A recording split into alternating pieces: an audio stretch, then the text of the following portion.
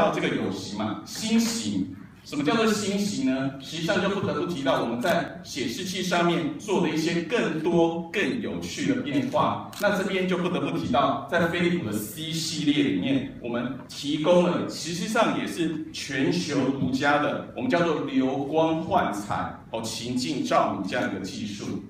那实际上呢，它怎么动作的？实际上我们把它叫做一个 NB Grow， 这是一个飞利浦的一个所谓的专利的一个名称，它可以根据不同的使用情境调整这个底座的间接光源，实际上就好像在变魔术一样。那我想，实际上飞利浦在电视上面已经广为全世界所知道，有一个叫做情境光源 NB Light 的一个技术。那相对的，我们在这个显示器的部分呢，除了有 NB Light 的技术以外，也同时导入这个我们叫做流光溢彩发光底座，会变成一个很好用、很家居时尚这样荧幕。所以荧幕不再是一个冷冰冰的产品，实际上它可以结合你的这个家用的照明，可以结合你的灯泡，或者是你自己喜欢设定的一个颜色。这是一个很快速的这个使用情境的介绍各位可以看一下。实际上呢，我们预想有4种的使用情境模式。第一种，可能你是在玩电动，所以你可以把这个底座的颜色调得更热血一点可能是红色啦、橘色啦，让你这个心情的感受更有这在玩电动感觉。第二个呢，看电影。实际上，这个底座的颜色它会随着影片的内容而变，所以让你更有丰富，有点像是这个视觉延伸的一个感受。第三个，个人心情的变化你可能觉得这个 Monday 比较 blue 啦，那你希望调个蓝色啦，或者是在黄昏的时候比较想要有一点 warm 的感觉，温暖的感觉，你就可以把这个底座调成这个橘色的。或者是现在有一些灯饰啦，他们叫做所谓的 Wake Up Light， 也就是说，当你这个早晨或者是在特定时间，你想要让你这个光源能够随着时间渐渐的变亮，那这个我们这个荧幕也可以达到同样的功能。所以荧幕不再是荧幕，它可以变成这个生活家居的一个部分。那也就是呼应到我们这个台湾区的我们这个。marketing 的同仁，他特别提到说，一定要跟各位讲一下，叫做今年的口号叫做我行我素 lifestyle。那像这一款显示器呢，特别就会呼应到说，实际上显示器它也可以是生活家居的部分，很简单使用，而且也不需要连接任何的这个 PC 就能够显示。这是在流光溢彩部分。那这也是一个这个使用的情境很有趣实际上我们这个飞利浦的萤幕带动了一个不同的这个感受。这是在一个这个电竞的场合，各位可以看一下像这个紫色的这是紫色 team， 那这个黄色是黄色 team。实际上各位看他们很有趣，连键盘都会发光，所以这个黄色 team 在跟紫色 team 对战。那各位就觉得这样一目了然，很有趣很有趣，所以我特地拍这个照片来借这个机会来跟大家分享这相当有趣，相当有趣。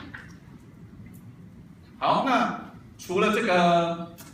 流光溢彩底座之外，实际上那我们在 C 系列呢，还有所谓的我们叫做贝壳机跟手机一样，我们萤幕也有贝壳机。那当然呢，什么是贝壳机稍后会跟各位解释一下第一个，它是带有所谓的第二代全平面无边框它的这个边框实际上现在很多的厂家都有在做无边框，但是呢，这是全新的，也就是它的这个黑边萤幕的黑框区已经缩短到只有3.5mm， 几乎让萤幕是全平面的。主要呢，这样做的好处可以大幅提升这个视觉的这个屏占比。那减少边框带来的这个视觉影响呢，也提升了这个显示器的这个美观度。那为什么叫贝壳机这个也就是说，这个背面呢，我们特别有这个设计，像是这个有点像贝壳一样的波浪纹。那符合飞利浦这种白色简约、这种 DNA 的这种骨瓷的一个这个质感。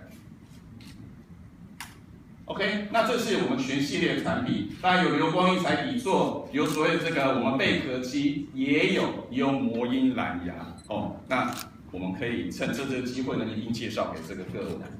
各位。哦，魔音蓝牙就底座有一个无线的蓝牙的这个喇叭，哦，也蛮有趣的。哦，在实际上这个卖场应该可以看到这样的一个产品。那主流系列哈，提到这一系列，我想在台湾这边呢，我们买萤幕通常会提到的2个这个主要的这个主轴哈。第一个呢叫做硬体抗蓝光，第2个叫做不闪屏。哦，那特别是在飞利浦这个部分呢，我们提供的是所谓的专利硬体抗蓝光，哦，搭上不闪屏，同时是 TUV 的这个国际认证。我想很多厂商它都有提供所谓的抗蓝光，但是我想请问各位的问题是，有谁真的会进萤幕的软体，我们叫做 OSD， 就是萤幕操作界面，把软体的所谓的抗蓝光功能打开的？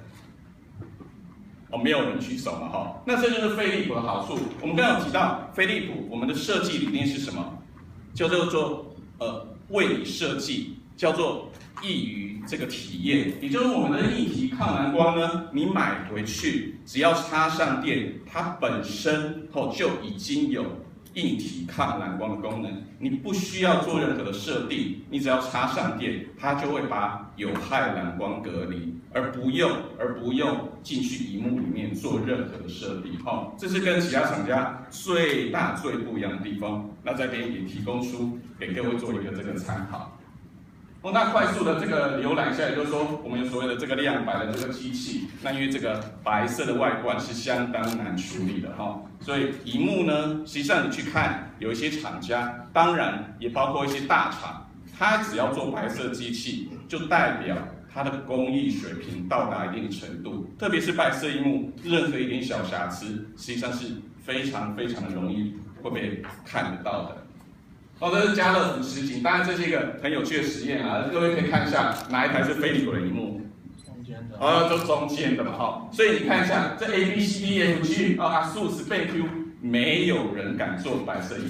幕，没有人敢做白色的萤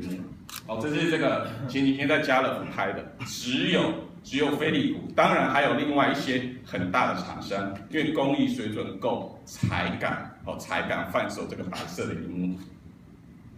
好，那这个是快速浏览一下哦。当然，我们有所谓的3接口，有手机充电，那尺寸涵盖了所有的一个尺寸。那我们背面有所谓的美丽的这个波浪纹，不是只有这个萤幕前面可以看，那背面我们也有做所谓的美观化的一个处理。